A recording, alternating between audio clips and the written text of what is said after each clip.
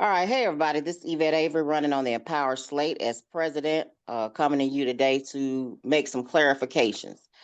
We came out with a video not too long ago pointing out the irony of several of the people who have run against the current administration getting terminated and some not making it back to the job. I want to allow everybody else on the call to give themselves a quick introduction. As I said, Yvette Avery, I'm a UPS steward, been around 19 years. Keidrich, I'm gonna throw it to you for introduction. Hey, how you doing? I'm Keidrich Murray. I'm a former UPS feeder driver, um, yellow freight driver, um, 12-year Teamster. All right, now Jess. Good morning. My name is Jess Lister. I am an 8-year part-timer at UPS and 6-year shop steward on the Forest Park preload. All right, now to you, Demetria Shaw. Good morning, everyone. Demetria Shaw, running for local 728 Teamsters election as Secretary of Treasurer, 19 years UPS and 19 years Teamster, 1 year Union Steward. All right, so just to get into it, I wanted to first say I myself was terminated twice last year. Got my job back both times, including getting back pay. Uh, of course, the union didn't do as much as I thought they could have done when it comes to the case of me being fired for wearing a union steward vest that I was actually given by the local for and actually terminated behind.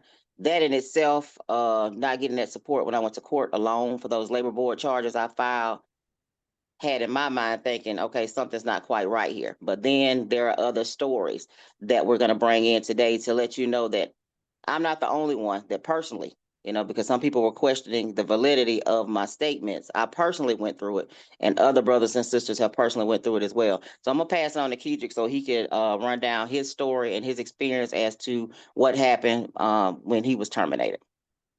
Go ahead, Kedrick. So I'm gonna give a quick, try to make it brief, but be specific. So I got arrested on false charges, and I was out for 45 days. And but at the same time, there was two other people that was out and had not notified the company for over a month that they was out. And I notified the company the same day that I got arrested. And so, long story short, I went ahead and had to go through the process. It went down to a panel, and according to the whole situation, I was being terminated just for missing 3 consecutive days, not for anything else, and had never had a write up my entire time as a UPSer, never written up, no issues at all, and I get terminated and don't be not brought back, and they agree, and so at panel they agreed that to let me go for missing 3 consecutive days. And now at the same time, Ken High had told me that it was two other people that was out for the exact same thing and didn't notify the company, but they got their jobs back. But I notified y'all, and the company actually said that we'll take care of everything will be fine. He'll be back. So if the company said that they'll let me come back, so what happened in between that time by the time I got the panel? It just, you know, it fathoms me. I don't understand. Like and Right. but then later on, the charges got dismissed. Mm-hmm. I don't have anything on my record. I called the labor board and brought up to that Ken High lied to my wife about making sure that I was taken care of. And that I said, there's nothing y'all could do for a business agent lying on me. No, there's nothing I can do. There's nothing we can do, and there's nothing that we can't hold UPS accountable for saying that they were going to take care of you, and they're not. and my record, so I can't show this to UPS and get my job back. No, I got to go get a lawyer. I can't get a lawyer to get it because they want $20,000 up front, and I had to clean out my savings while I was out of work trying to maintain everything. So Correct. it's totally unfair, and it's proof. I mean, that's proof is in the pudding. You know, you can look at it like a person never been written up, never been in trouble, and you terminate me for saying I've been out for 3 consecutive days, and I have paperwork proving you that I've been cleared of all false charges. Correct. Nobody wants to hear that though. Right. And it's like I say, very unfortunate. And like I said, the new part I heard was other members in the same situation, but they turned back to work. Those type of things Back to work. that's not a coincidence. No. The only reason in my cases that I was able to come back to work is because I document everything. If it wasn't for me taking pictures of my dyad board every day, if it wasn't for me, documenting everybody else wearing different types of vests that, not company approved, at different times, me recording conversations that backed my story, I wouldn't have got mine back. They were But looking all at this is unnecessary. Nobody should have to go this extreme to cover Correct. yourself. Correct. And it's unfortunate because, like I say, we were fighting the company and we were fighting the leadership at the union because At the low. we decided to run for office. I am not going to not stand by that for any reason because it's too many examples. It's too many examples. There's not that many coincidences in the world. It's all right too. Nobody should be. You shouldn't have to look at your brother, supposed brothers, as like, oh, well, we're gonna take it out on you because it's your right to do it, but you ain't following suit with everybody else. Correct. And I want to, if Demetria can hop in on her situation because they're saying, okay, we just making up stuff. 3 of us on here, and she's the third person that was also terminated. Ran on a different slate. Kedrix and I ran on the same slate. She ran on a different slate. So she can pop in and speak on her specific situation. Okay, so for my situation, I was accused of stealing time and being dishonest because I decided to go to a safe location to wash my hands, use the bathroom as a female, and take a lunch, which I'm entitled to. But that wasn't the real reason. The real reason behind it was because of me running on a slate with Andre McDaniel. Once I returned to work after being terminated for 30 days, um, I was told by several people, had I just not ran on the slate or had I not tried to help other people and just worried about myself, or because I was around Andre McDaniel, because people don't like him or the local didn't like him, that is the reason for my punishment. It was also told to me it was for jokes and giggles. What else did they tell me? Oh, that the union, a manager actually called me in the office once I became a porter because I was asking for my time to be changed, which the company has the right to do so. They can change your time. And that's start No, that's not right. They can change your start time. They have children as well. I adopted my great niece and my great nephew, and was asking if they could change my start time, something that's comfortable so I can get them to and from school and doctor's appointments or whatever needed to be done.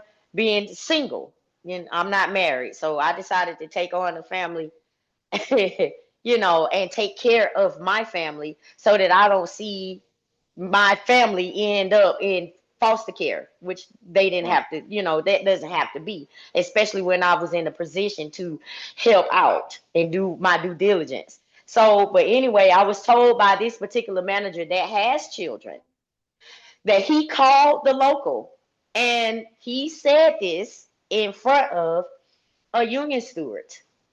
And this union steward actually confirmed that he called the local and the local told him, whoever these officials are, told him, don't do anything for her. Let her figure it out on her own. We're not doing anything for her. She is on her own. So just to hear him say that, and for a union steward to actually back up the conversation that they heard, because he had it on speaker, I was flabbergasted by that. That's not the first time they've said it. A steward actually said to a coworker, he asked, why are you guys not helping her or settling her grievances correctly? They're settling my grievances. There's no contract violation or whatever, what have you. Why is the union not helping her? And this particular steward said to my coworker, she didn't know that I knew about this, that the union is not doing anything for her. She did this to herself. Now I'm a steward, so if I'm not getting any backing from the union, then I mean, what does that look like? How does that help the membership? Because being retaliatory toward stewards who have stood up against or chose to run against the current leadership should not negatively affect our members by getting all their grievances mishandled or thrown out. And I guess I didn't go into too much detail about my terminations, and I guess I will just so they can clarify. I was terminated, like I said, twice. First time, I had the union steward vest that all stewards in the state of Georgia received from our local. We were told that, by Brother Higdon, that he got all of it cleared through labor at UPS that we could wear. Cool. Wearing my union vest. Ended up, having to document several times, being, harassed about it, and finally got terminated for it. Okay, I was out that time for terminated on Tuesday, back on Thursday, got my back pay. Cool. But because of that, I filed labor board charges because I knew it's my legal right to wear the union insignia. They should have showed up and came down there and acted a fool because they terminated a steward for wearing a union steward vest. But that didn't happen. We had another steward, they called the police on him, but he's a steward that supports them. All them come down there and full deep, come down there deep acting up. But for me, zero. He didn't get terminated. He didn't, he just, the police was called. He didn't get, arrested or anything. But they came down there in full force behind him. People are paying attention, right? Second time termination, they came after me and said I stole time. They said I stole 5 minutes. And the situation was, anybody who know me know I carry a lot of stuff in to take with me on the truck because I want to make sure I'm prepared. So I have my union steward bag that if I'm running tight for time, when security being extra tight, I'll just bring the bag in, let them check that. I go on, clock in, do my thing. Then I pull back out in my truck, stay inside the gate, clock out on my board, go through security, get the rest of my stuff, my lunch bag, my roller bag out, come back through security, let them check it, clock back in. Well, when the diet board changed, we have option for break and option for meal. There are some supplements that get paid breaks. We are not one of them in the Southern because we have some trash language. That beside the point. If you hit the wrong thing, and now I don't think they allow you to select the wrong thing now, but if you would have in that time hit the wrong thing, it wouldn't show that you clocked out. Well, me, I document every time I clock in. I take pictures of my diet, like I said, to document. Didn't get off till later on that night, 10 something at night. I didn't realize when I look back that I didn't see those 5 minutes earlier. I wasn't even thinking about it at that time of night. Never thought about it. So when they brought me in the next week and said I stole time, I'm like, what? Pulled up my picture. I didn't see it. So I was like, damn, I must have hit the wrong thing. Okay. I knew that could happen because I represented a brother whose entire lunch disappeared. He received a warning letter and no time off work. When I went to settle the grievance, I got the grievance thrown out because you can see he take his lunch every day. It was nothing intentional. It was accident. We can do that. Accidents happen. Another sister who on purpose didn't clock out for a few minutes to go grab something to drink out of the store. She was terminated back in 7 days. I was out for 9 weeks for 5 minutes. And you telling me It's not the same. And only because I produced all those things, I had recordings, I had photos, I had everything to fight for me that I, made sure that they had for my case. I provided my stuff. You see what I'm saying? So if Yeah. it wasn't for me documenting and having everything I needed, I would have been on the street. They would have been Yeah. glad. 9 weeks for 5 minutes. And then we found out at panel that one of the people in management actually saw me outside because they were watching me, and whoever gave the directive. But anyway, we don't know. But I was being watched, and nobody said anything in my local about me being watched. That they saw me, but at panel, all of a sudden it came out they saw me. So the board at panel asked them, "Well, why didn't somebody say something to her?" Oh, well, we were waiting on her to tell us that. Well, I ain't thought about it. I forgot. I didn't notice that I didn't have the 5 minutes showing out. I'm working 12, 14-hour days. I ain't look back and see that. And then, so they use that as an excuse and trust that, think that we don't see the big picture. The picture is clear. It is Mm-hmm. retaliation. It is some collusion going Yep. on. There's no way you can tell me. I was offered 4 weeks of back pay. I was out for 9. Now, 2 of those weeks I had paid vacation. So in essence, y'all should have paid me 7 weeks of back pay. They offered me Yeah. 4 locally. When I went to panel, because I turned down the local offer, went to panel, they went through all that, got all this evidence showing, and you know what they did? Gave me the exact same offer. I'm not the only one. That Yeah. the same thing is happening. And why would the union side accept that when the evidence I provided shows I was being treated differently than other members in the same situation? So, and it was just an honest mistake because I clock out on a regular basis. And so me knowing these type of things are happening, at first when you just by yourself and not realizing, okay, it's happening to other people. But when these stories are coming out that, okay, this is not a coincidence. And so for the ones who were questioning whether we actually have proof that these things occurred and how they occurred, here it is. I mean, Yep. I'm not going to put up a bunch of documentation and all that because we got it. It's not necessary. This is coming from the mouths of the people that went through it. So now, wherever your questions lie, let them lie because we are actually letting you know as a transparent slate That's that right. this stuff is happening and we're not making it up. And it's very unfortunate. Nobody should have to feel like they're under pressure from the local leadership and from management. We already got to fight management every day. We should not have to fight our local leadership. No matter who you support and who you decide to run for, whatever you decide to do, you should have the backing of your local at all times when it comes to local issues, union issues. We can have different personalities. We ain't got to get along every day. But when it comes to union stuff, I'm gonna stand by even the people we running against right now. I will stand with them every day on some It's a dude. unity. If you a Because that's what we're dude supposed to paying do. brotherhood member, you support each other. That's right. That's it. And so I want to first of all, I want to thank you for coming on to share your side of your story and what's actually happened with you. I hate that you had to deal with that and that you're going through that, but it's going to definitely be a learning lesson for other members to know that this is not anything made up and let them know that's not the type of slate, that's not the type of leadership we're going to be on. I don't care if you No. vote for me or not. Once we are there, we're going to assist all members, no matter if we had issues in the past. It don't matter. That's right. Union That's, issues, contractual issues, we brothers and sisters, the end. And that's how it should be. So yep. I definitely want to thank everybody for coming on. I appreciate y'all time today. And if anybody else have any closing thoughts, you can say them now. We Jess. all just, go ahead. Jess. Yeah, I mean, I've had my fair share of the issues where I didn't feel like the business agent or the local was properly backing the members. We had a lot of trouble in my building when I was in Griffin getting a steward election for the drivers. I helped lead that up for them. I had tons of drivers started coming to me about the issues that they were having with the union steward. So I told them that the process of, circulating a petition, everybody was down for it. We had about 80% of our drivers sign this petition for a steward's election. I took the petition to Matt Higdon at a local membership meeting. And he kind of wanted to dismiss our concerns and say, oh, this steward probably just needs a little more training and education. I assured him it was not a training issue. It was a character and integrity issue.